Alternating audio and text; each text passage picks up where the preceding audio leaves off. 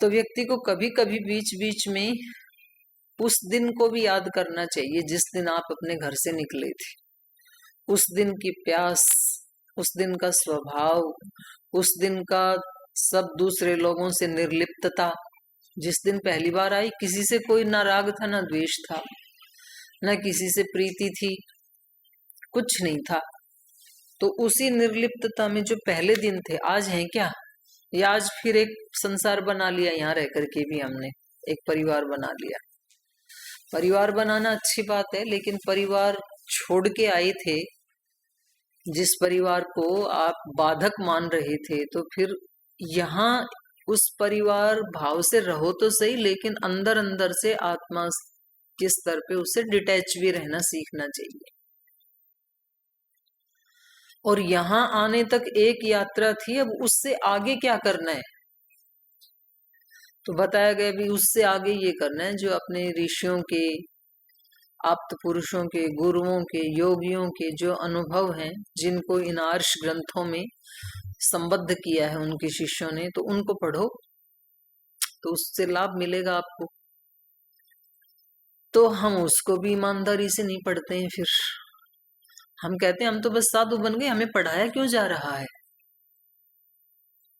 पढ़ाया तो साधना में गति के लिए जा रहा है। सारे तो ऋषियों के तो ग्रंथ हैं, और कुछ ग्रंथ जो हैं वो उन सब ग्रंथों को समझने के लिए, यद्यपि वो भी ऋषि ग्रंथ ही हैं, अष्टाध्यायी आदि जो हैं, उसको रटवाया क्यों जा रहा है? ताकि आप उन ऋषियों के सारे अनुभवों को बिना किसी मिलावट के पढ़ सकें। क्योंकि जब आप किसी की टीका को पढ़ते हैं ना, तो वो टीकाकार का अपना भाव भी उसमें इंक्लूड हो जाता है, अन्वित होके ही आता है। इसलिए मूल जो ग्रंथ है उसकी एक अलग एनर्जी होती है, और उसका जो ट्रांसलेशन है वो एक बिल्कुल अलग चीज होती है। तो आप विशुद्ध रूप से उसको जान सकें, इसके लिए तो आपको पढ़ाया जाता है। तो क्या ये साधना का पार्ट नहीं है? बिल्कुल है। और उसको यदि इसी भाव से हम पढ़ते हैं तो फिर पढ़ने का आनंद ही कुछ और होता है। तो भाई हमें यहाँ आकर के हमारी साधना के लिए जो जरूरी था, ये भी तो हो सकता था कि कुछ आश्रमों में जाते हैं तो वहाँ ठीक है, वो साधना के लिए ध्यान या जप इतना तो बता देते हैं, लेकिन वहां पर ऋषियों के ग्रंथ पढ़ाने की कोई व्यवस्था नहीं है, बल्कि कहीं कहीं तो अलाउ भी नहीं है। ऐसे भी आश्रम हैं कि वहां कोई आर्ष ग्रंथ पढ़ना अलाउ नहीं है। दक्षिण में एक आश्रम है, मैं उसका नाम नहीं लूंगी अभी, और वहां पर एक व्यक्ति के हाथ में गीता मिल गई तो उस व्यक्ति को बाहर निकाल दिया, बोले आप यहाँ गीता लेकर के नहीं आ सकते। तो हमारा तो परम सौभाग्य है कि हमें तो खुद पकड़ पकड़ के गुरुजन आचार्यगण वो हमें पढ़ाते हैं। तो ये एक दूसरा चरण है यात्रा का। फिर जिनकी पढ़ाई पूरी हो गई फिर वो प्रमाद में आ जाते हैं, बोले हमने तो पढ़ाई पूरी कर ली। अच्छा, पढ़ाई करने के साथ साथ बोल चलो पढ़ाई तो कर लेंगे, ऋषियों के ग्रंथों को पढ़ लेंगे, हम मानते हैं वो हमारे लिए हितकारी। परीक्षा क्यों दिलवाते हो? हम तो परीक्षा छोड़ के आए हैं। तो परीक्षा यहाँ आपको कोई नौकरी लगने के लिए नहीं दिलाई जाती।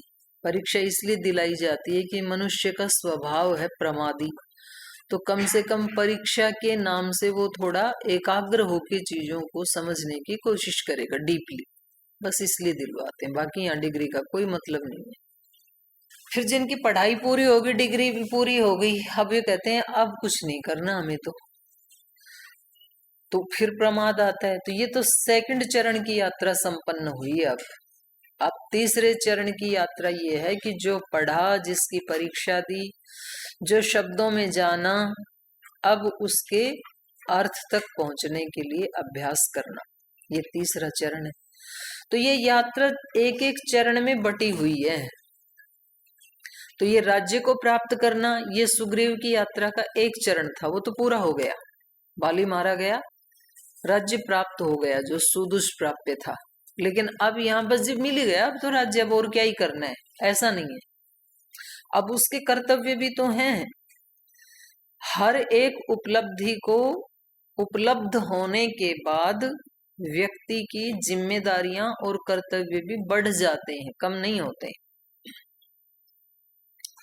जिन घर की जिम्मेदारियों को छोड़ करके आप यहाँ आए थे और आपने सोचा था कि मुक्त हो गई सब जिम्मेदारियों से, पिंड छूटा, वो जिम्मेदारियां छूटी नहीं, वो वाली तो छूट गई, लेकिन यहाँ आकर के बड़ी जिम्मेदारियां मिल गई, क्योंकि यहाँ करके आपने श्वेत वस्त्र पहन लिए, यहाँ करके आपने भगवा वस्त्र पहन लिए, तो इन वस्त्रों की जिम्मेदारी तो उन लोगों से ज्यादा है जो कैजुअल वस्त्र पहनते हैं। जिम्मेदारी मिटती नहीं है। सन्यास ब्रह्मचारी की जिम्मेदारी गृहस्थ से भी ज्यादा, और फिर गृहस्थ की जिम्मेदारी, उसकी भी जिम्मेदारियां हैं। व्यक्ति चाव तो करता है, चाव करता है इसीलिए तो शादी करता है। वे शादी करेंगे, दहेज मिलेगा, अच्छे कपड़े पहनने को मिलेंगे, बैंड बाजे बजेंगे और वीडियो रील बनेगी, पति मिलेगा, पत्नी मिलेगी। वो मिल तो गया, लेकिन वो 2-3 घंटे का संस्कार होते ही पत्नी के साथ पत्नी का पूरा कुल खानदान फ्री में मिल जाता है। उसके थोड़ी ही देर बाद पत्नी के माता पिता भाई बहन को कोई हार्ट अटैक हो जाए, बीमारी हो जाए, पुलिस पकड़ ले जाए, तो अब ये व्यक्ति भी उसमें इन्वॉल्व हो जाएगा, ये भी दुखी होगा और उसको ठीक करवाने के लिए हर भरसक प्रयास करेगा। जिम्मेदारी, माला गले में क्या डली, आफत गले में डल गई, शादी होती। और जैसे लड़की के गले में माला डली तो लड़के का पूरा कुल खानदान कुटुंब फ्री में मिल गया। पति के साथ पूरा खानदान फ्री, पत्नी के साथ उसका पूरा कुल खानदान फ्री, और उन खानदान के साथ जुड़े हुए जो भी रिश्ते नाते फ्रेंडशिप मित्र थे वो सब फ्री। उनकी जिम्मेदारी अब निभाते रहो। पत्नी ने एक बार शादी क्या की, अब पति तो अपने माता पिता सब जिम्मेदारी इसके सिर पे फेंक के बोले मैं तो अभी कमाने के लिए चला, अब इनकी बीमारी में इनकी दवाई देना, इनके कपड़े साफ करना, इनका खाना बनाना, उस घर को साफ करना, ये सब काम आपका। बोले मैंने तो शादी करने से पहले आपसे बात की थी, शादी आपसे की है। बोले ये फ्री में मिलेगा मेरे साथ, शादी तो मेरे से ही की थी, इस घर से नहीं की थी। तो जिम्मेदारी उस भाई की या बहन की घटी या बढ़ी? बढ़ गई, बहुत ज्यादा बढ़ गई। फिर बोले इसीलिए हम तो गए नहीं गृहस्थ में, हम तो साधु बन गए, हमें पता था वहां बड़ी जिम्मेदारियां हैं। उससे ज्यादा जिम्मेदारियां यहाँ हैं सन्यासी की। जिम्मेदारियां नहीं घटती हैं। आपने परीक्षाएं पास कर ली, आप एक स्नातक बन गए, अब जिम्मेदारियां और बढ़ेंगी आपकी। अभी तक तो केवल इतनी जिम्मेदारी थी, आप अपनी पढ़ाई अच्छे से कर लें, शरीर को स्वस्थ रखें, मन को स्वस्थ रखें, बस इतनी जिम्मेदारी थी आपकी जब तक ब्रह्मचारी थे या जब तक पढ़ाई कर रहे थे। अब आपको मन को भी ठीक रखना है, तन को भी ठीक रखना है, और आप जो स्नातक बन गए उसके साथ आपको बड़ी बड़ी और जिम्मेदारियां भी दे दी जाएंगी। तो इनसे जिम्मेदारियों से भागना नहीं चाहिए। भैया एक एक चरण है, आगे बढ़ रहा है। सुग्रीव को राज्य प्राप्त करना बड़ी उसको आकांक्षा थी, किसी तरह से बाली सामने से हटे और मुझे ये वानरों का राज्य मिले। राज्य तो मिल गया, लेकिन अब जिम्मेदारियां भी तो बढ़ गई, और श्री राम से सहायता लेकर के धन्य तो हो गया, लेकिन अब श्री राम के मिशन में भी तो लगना पड़ेगा।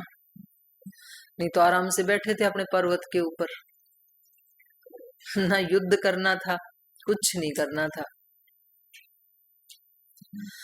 इसलिए बस एक ही मानसिकता रखनी चाहिए, संसार की जो भी जिम्मेदारियां हैं कम या ज्यादा, भगवान जितने के लायक जिस आत्मा को समझता है उसको वो जिम्मेदारियां मिल जाती हैं। कम या अधिक, अधिक मिली हैं तो समझ लो भगवान ने आपको ज्यादा उसका पात्र समझा है, इसलिए दिए हैं तो निभाओ। आपने दी है तो आप ही शक्ति भी दोगे, लेकिन किसी भी जिम्मेदारी को अंतिम नहीं समझना। अंतिम यात्रा का चरण तो यही है कि भगवान के साथ एकाकार हो जाना, सब कामनाओं का नाश हो जाना, तृप्त हो जाए आत्मा। संतुष्ट सततम योगी, संतुष्ट हो जाए व्यक्ति, ये है अंतिम। तो तो अब हनुमान जी कह रहे हैं कि ये मिल तो गया, लेकिन अब यदि आपकी आज्ञा हो तो भवता समनुज्ञात प्रविश्य नगरम शुभम संविधास्यति कार्याणि सर्वाणि सुहृत गुणः। तो सब कार्यों का अब एक विधान हम संपन्न करें, आप सबको बताइए, चलें यहाँ से अब। स्नातोयम विविधै गंधै औषधैश्च यथा विधि अर्चयिष्यति रत्नैश्च माल्यैश्च त्वाम विशेषतः। तो यद्यपि बाली मारा गया, उसका संस्कार भी हो गया, अब क्या करना है? स्नातोयम, अब इनका राज्याभिषेक करना है, सुग्रीव जी का एक संस्कार तो करना है ना, तभी तो विधि पूर्वक राजा तभी तो बनेंगे।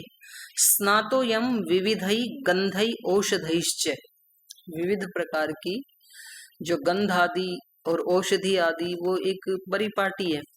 राज्याभिषेक में कितनी नदियों का जल लाया जाएगा, कितनी औषधि मिलाई जाएंगी, क्या क्या पदार्थ मिलाए जाएंगे, ऐसे देवताओं का अभिषेक करवाते हैं तो उसका भी एक विधान है। जैसे भगवान शिव का अभिषेक करवाते हैं तो, या गुरु के चरणों का जब हम वो करते हैं, धुलाई कर धुलते हैं, चरण धोते हैं गुरु के, तो उसमें भी क्या क्या सामग्री, तो वो एक विधान है। तो यहाँ पर भी यही बताया, अयम विविधै गंधै औषधैश्च यथा विधि स्नात। नगर में जाकर के सबसे पहला कर्तव्य कर्म ये है कि ये जो सुग्रीव हैं, इनका विविध प्रकार की सुगंधि युक्त पदार्थों से, औषधि आदि के संयोग से यथा विधि अयम स्नात, इसका राज्याभिषेक किया जाए। और राजा बनने के बाद यह रत्नई माल्यैश्च त्वाम विशेषतः अर्चयिष्यति, राजा बनने के बाद ये आपको विशेष प्रकार की मालाओं से, रत्नों से आपका अर्चन करना चाहते हैं, आपका सत्कार करना चाहते हैं, क्योंकि आपने ही ये राज्य दिलाया है। तो अब आप नगर में चलिए, इनका राज्याभिषेक करवाइए, और जो भी फिर ये राजा बनने के बाद आपको उपहार रूप में देना चाहें उसको स्वीकार कीजिए, ये हनुमान जी ने कहा। इमाम गिरि गुहाम रम्याम अभिगंतुम इत अर्हसी। तो ये जो इनकी किष्किंधा नगरी है, ये गिरि गुहाम, क्योंकि पर्वतों से घिरी हुई है ये नगरी, तो ऐसा ही लगता है जैसे कि किसी गुहा में घुस गए, किसी गुफा में चले गए। तो बड़ी रमणीय है वो। इमाम गिरि गुहाम रम्याम अभिगंतुम इतः अर्हसी, यहाँ से अब आप किष्किंधा आपको चलना चाहिए, आप वहां चल सकते हैं। और वानरान स्वामी संबंधम संप्रहर्षयन पुरुष्व, और ये जो वानर जाति है इनका संप्रहर्षयन, प्रसन्नता पूर्वक, स्वामी संबंधम कुरुष्व, क्योंकि इस नगरी का अब कोई स्वामी नहीं है, बाली तो मारा गया, दूसरा अभी कोई राजा बना नहीं है। तो इस नगरी के लोगों को, ये इस नगरी के लोगों के साथ सुग्रीव का एक स्वामी का संबंध करवा करके, अर्थात इनको राजा बना करके, और आप इस कार्य को संपन्न करें। स्वामी संबंधम कुरुष्व। एवमुक्तो हनुमता राघव परवीरः प्रत्युवाच हनुमन्तं बुद्धिमान् वाक्यकोविदः। चतुर्दशः समासौम्य ग्रामं वा यदि वा पुरं न प्रवेक्ष्यामि हनुमन् पितुर्निर्देशपालकः। सुसमृद्धां गुहां रम्यां सुग्रीवो वानरर्षभः प्रविष्टो विविधभद्र क्षिप्रं राज्येऽभिषिच्यताम्। एवमुक्त्वा हनुमन्तं रामः सुग्रीवमब्रवीत् वृत्यज्ञो वृत्तसम्पन्नम् उदारबलविक्रम इममप्यङ्गदं वीर यौराज्ये अभिषेचय। अंगदोऽयं मदीनात्मा यौराज्यस्य भाजनम्। एवं हनुमता उक्तः, तो ऐसे हनुमान जी के कहे जाने पर, निवेदन करने पर, परवीरहा राघवः, शत्रु का नाश करने वाले श्री राम ने प्रत्युवाच, ये उत्तर दिया, हनुमंतम, हनुमान जी को, बुद्धिमान वाक्य कोविदः, श्री राम जो बड़े बुद्धिमान हैं, वाक्य कोविदः, और बोलने में बड़े निपुण हैं, वाक्य विशारद हैं, ऐसे श्री राम बुद्धिमान वाक्य कोविदः राघवः हनुमंतम प्रत्युवाच, हनुमान के ऐसे निवेदन किए जाने पर उन्होंने उत्तर दिया, चतुर्दश समा सौम्य ग्रामम वा यदि वा पुरम न प्रवेक्ष्यामि।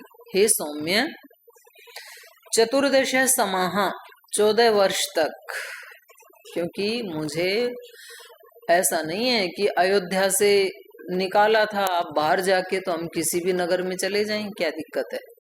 कई माता ने तो अयोध्या से ही तो देश निकाला दिया था। बोले नहीं, ऐसा नहीं है। उन्होंने कहा था कि 14 वर्ष वन में रहना, ऐसे कहा था उन्होंने। तो देखो, ये होती है अपनी आत्मा के प्रति, अपनी आत्मा को साक्षी मान करके। अब माता कई कोई देखने थोड़ी आ रही है यहाँ, वे श्री राम किष्किंधा में गए या नहीं गए। माता कई देखे या ना देखे, अपनी आत्मा तो देख रही है ना। तो जो भी हमने प्रतिज्ञा ली है या जो भी हमें निर्देश मिला है, जैसे यहाँ पर गुरुकुल में रहते समय, यहाँ तो भाई विधान है सात्विक आहार ही खाना है, ज्यादा मिर्ची मसाला तीखा तिक्त ऐसे मतलब ऐसे फास्ट फूड आदि ये सब यहाँ खाना अलाउ नहीं है। तो यहाँ अलाउ नहीं है तो बाहर जाते ही पानी पूरी खाना, ये भी, या ऐसे आहार खाना जो अपने लिए हितकर नहीं है, तो ये ठीक नहीं है। महर्षि पतंजलि जी ने कहा ना, ये जो व्रत हैं ये कैसे हैं पालन करने योग्य। सार्वभौमा महाव्रतम, सब देश में, सब काल में, सब परिस्थितियों में, कोई देखे ना देखे उनका पालन करना सार्वभौमिक व्रत है ये उसमें ऐसा नहीं कर सकते कि भाई यहाँ तो नहीं खाया ना, अब बाहर जाके जो मर्जी खाएं, क्या दिक्कत है। तो श्री राम को कोई देखने वाला नहीं है, लेकिन तो भी वो कह रहे हैं, हे सौम्य, चतुर्दश समाह ग्रामम वा यदि वा पुरम न प्रवेक्ष्यामि। हनुमान, हे हनुमान जी, मैं 14 वर्ष तक किसी गांव में या किसी नगर में प्रवेश नहीं करूंगा, क्योंकि माता का आदेश क्या था, 14 वर्ष आपको वन में रहना है और मैं उसका पालन करूंगा। और माता के माध्यम से ये पिता का भी निर्देश था, इसलिए पितु निर्देश पालक हनुमान, पिता की आज्ञा का पालन करने के लिए मैं उनकी आज्ञा का पालक हूँ, उनके निर्देश का पालन करने वाला हूँ मैं, इसलिए मैं 14 वर्ष तक किसी भी ग्राम में या किसी भी नगर में प्रवेश नहीं करूंगा। तो ये बड़ा अच्छा श्लोक है, एक वचन का पालन करने के लिए आप इसको निशान लगा सकते हैं। कभी कभी किसी प्रसंग में हमें प्रमाण देने होते हैं ना, तो भाई रामायण में श्री राम भी जिस समय सुग्रीव जी उनको बुलाते हैं अपनी नगरी में किष्किंधा में, तो वो जाते नहीं है, किष्किंधा में भी नहीं जाते हैं, लंका में भी नहीं जाते हैं। वो आगे आएगा जब इनको विभीषण बुलाते हैं, भैया तो आपका ही राज्य आपने ही जीता है। यद्यपि वहां पर लक्ष्मण जी को थोड़ा अच्छा लगता भी है, भैया थोड़े दिन यहाँ रह लेते हैं, तो उन्होंने कहा 1 मिनट भी नहीं रहेंगे, और ये अपना है भी नहीं। ये जब हमने विभीषण को राज्याभिषेक कर दिया, ये इनकी नगरी, हमारे को नहीं चाहिए। तो ऐसे तो ये इसको भी अपने एक चक्रवर्ती सम्राट होने के नाते से तो इनके अंडर में है ही, लेकिन ये स्वयं भी लक्ष्मण को भी राजा बना सकते थे, भाई बाली को तो इन्होंने ही मारा है ना। तो निर्लोभता भी दिखाई दे रही है, न्यायप्रियता भी दिखाई दे रही है श्री राम की, क्योंकि न्याय यही है भाई, उन्हीं के किसी वंशज को मिलना चाहिए। और फिर केवल सुग्रीव के साथ मित्रता थी तो अंगद के साथ भी अन्याय नहीं होने दिया इन्होंने। तो इसको कहेंगे एक न्याय प्रियता। उसको युवराज बना दिया, क्योंकि युवराज बनाने में पिता के साथ वैर था ना, पिता ने गलती की थी, पुत्र ने तो कोई गलती नहीं की, तो पुत्र को तो क्यों दंड मिलना चाहिए। तो ऐसे बहुत सारी चीजें रामायण से सीखने को मिलती हैं।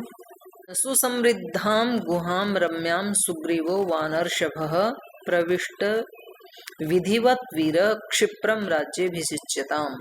इसलिए हनुमान जी को कह रहे हैं कि ये जो आपकी सुसमृद्ध गुहा है, किष्किंधा नगरी है, माने अत्यंत समृद्ध, क्योंकि बाली बहुत बलशाली था तो समृद्ध तो थी ही उनकी नगरी।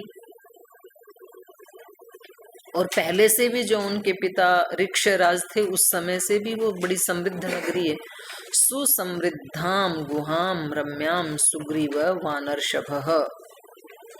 वानरों में श्रेष्ठ जो सुग्रीव जी हैं वो विधिवत वीर प्रविष्ट क्षिप्रम, तो उसको विधि पूर्वक किष्किंधा में लेके जाओ और क्षिप्रम राज्यभिषिच्यताम, शीघ्रता पूर्वक उनका राज्याभिषेक भी करो, क्योंकि अराजकता फैल जाती है। अगर थोड़ी देर के लिए भी कोई राजा ना हो तो इतनी ही देर में लोग लूटपाट मचा देते हैं। अभी वहां हुआ ना ऐसे ईरान में, है क्या, ईरान में अभी वो मर गए थे ना उनके पिता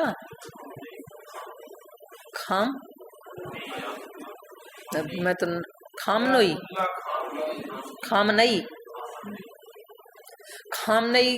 को मार दिया और उनके पुत्र अभी बने नहीं थे। तो वहां की जनता के जो कुछ अद्भुत लोग थे वो घरों में घुस के जिसके हाथ में जो लगा वो उठा के चल पड़े, क्योंकि कोई राजा है नहीं तो कौन दंड देगा। तो जिसको जो हाथ में लगा, कोई किसी का सोफा उठा के ले जा रहा है, कोई किसी के फ्रिज उठा के ले जा रहा है, कोई कुछ सोना चांदी जो जिसके हाथ में लगा वो सब उठा के मतलब लूट मच गई। तो इसलिए तुरंत राजा, एक राजा के बाद, उसके मरने के बाद या उसके रिजाइन करने के बाद, तो तुरंत फिर दूसरे राजा का वो किया जाता है नियुक्ति। तो इसलिए यहाँ श्री राम भी कह रहे हैं, ऐसे इन्होंने जब भरत जी आए तो उनको भी कहा था कि तुरंत चले जाओ, आप यहाँ रुको मत। चित्रकूट आए थे ना, तो उन्होंने कहा कि टाइम वेस्ट मत करो, क्योंकि नगरी में अराजकता नहीं होनी चाहिए, क्योंकि अराजकता फैलने से फिर बहुत सारे दोष एक साथ ही उत्पन्न हो जाते हैं। इसलिए यहाँ पर भी श्री राम कह रहे हैं क्षिप्रम राज्याभिषिच्यताम, सुग्रीव का जल्दी से राज्याभिषेक कर दो, अराजकता नहीं होनी चाहिए राज्य में। तो लंबे समय तक जहाँ कहीं अराजकता होती है, कई बार ऐसे होता है ना संस्थानों में, परिवारों में, यूं पूछे कि भाई ये बताओ ये जिम्मेदारी देखने का यहाँ पर मालिक कौन है, बोले मालिक कोई नहीं, हम सारे मालिक हैं। बड़ा खतरनाक होता है वो ऐसा स्थान। कोई तो एक जिम्मेदार होना चाहिए, उसकी जिम्मेदारी है फिर वहां की सब व्यवस्थाओं की, कोई भी मालिक नहीं है।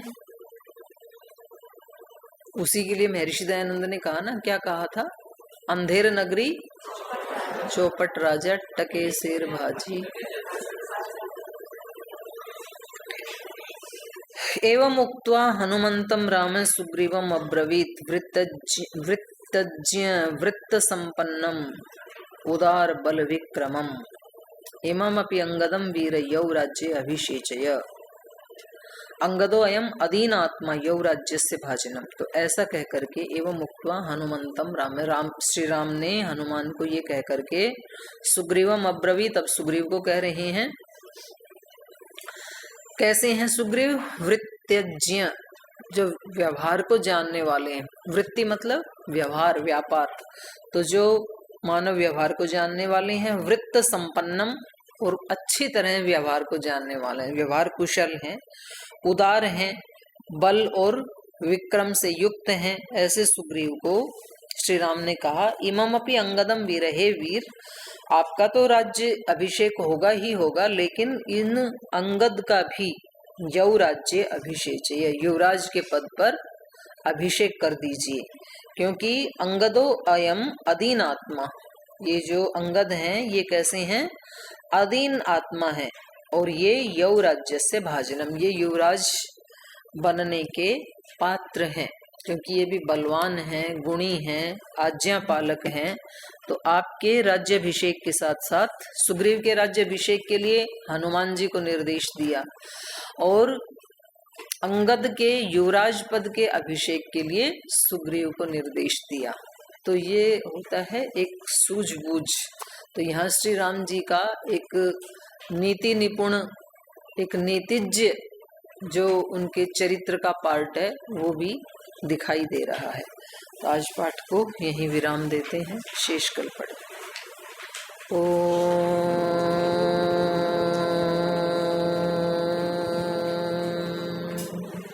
शांति शांति शांति।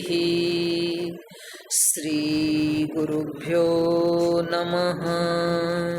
हे हृदयेश्वर, हे सर्वेश्वर, हे प्राणेश्वर,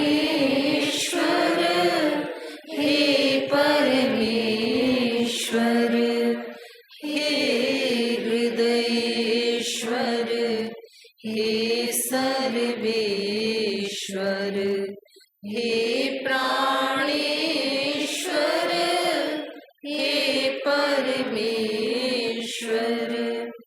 हे समर्थ, हे करुणा सिंधु, हे समर्थ, हे करुणा सिंधु, विनती स्वीकार करो, विनती स्वीकार करो। भूल दिखा कर उसे मिटा कर, भूल दिखा कर उसे मिटा कर, अपना प्रेम प्रदान करो, अपना प्रेम प्रदान करो। पीर हरो हरि, पीर हरो, पीर हरो हरि, पीर हरो, पीर हरो हरि, पीर हरो, पीर हरो हरि, पीर हरो। हे हृदयेश्वर, हे सर्वेश्वर, हे प्राणेश्वर, हे परमेश्वर, हे प्राण